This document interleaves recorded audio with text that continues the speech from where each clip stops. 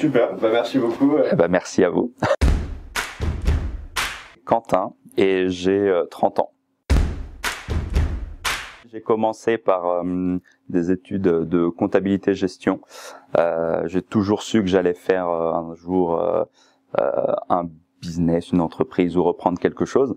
Je suis issu d'un milieu qui est assez entrepreneurial et du coup j'ai fait comptabilité, gestion et puis après 4 ans de comptabilité en cabinet, l'opportunité a été là de reprendre un cabinet de diagnostic, chose que j'ai faite, que j'ai développé pendant 2 ans en solo et puis aujourd'hui je rejoins Diagamter. J'ai fait le choix de rejoindre Diagamter parce que j'ai recruté un technicien, donc on est aujourd'hui 2 dans la structure et du coup la question du développement s'est posée, de la structuration aussi, puisqu'en indépendant solo, malgré tout la réalité du marché c'est qu'il y a quand même beaucoup de freestyle on va dire. J'avais envie de sortir de ce mode de fonctionnement, envie de me structurer, de mettre un cadre et de développer un peu plus l'activité. Et je pensais que les supports qu'apportait Diagamter étaient les supports nécessaires pour atteindre mes objectifs.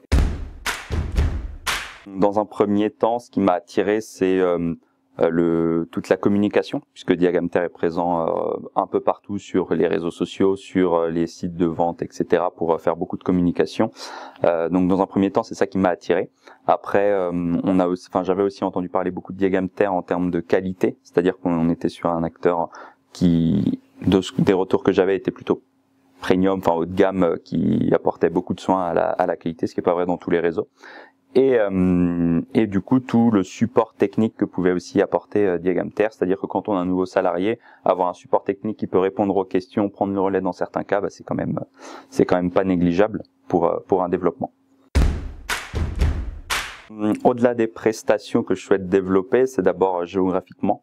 Le département sur lequel on intervient compte globalement 3 pôles économiques et aujourd'hui on intervient déjà sur le principal, donc on est déjà présent, connu des acteurs et on travaille avec une majorité d'entre eux, que ce soit temporairement ou de manière récurrente. Et le but aujourd'hui c'est vraiment d'avoir le support et la capacité d'aller s'étendre et d'aller toucher des acteurs qui nous connaissent aujourd'hui pas ou peu, et de pouvoir justement leur apporter des solutions et pouvoir faire croître du coup l'activité du cabinet dans les années à venir.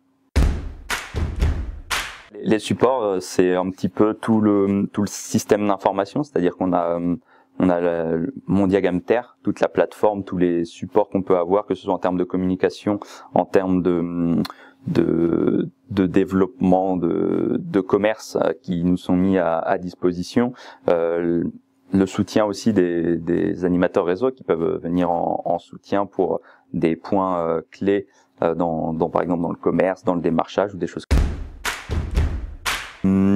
Un mot, peut-être pas en un mot, mais effectivement surpris de toute la capacité d'innovation qu'a le réseau. C'est vrai que quand on voit tous les outils qu'il y a, ce que je disais, je m'attendais pas à une si grande diversité et autant de précision dans des outils de pointe comme Diagplan ou Diag GPT, quoi, des choses comme ça. Donc non, très surpris et très content.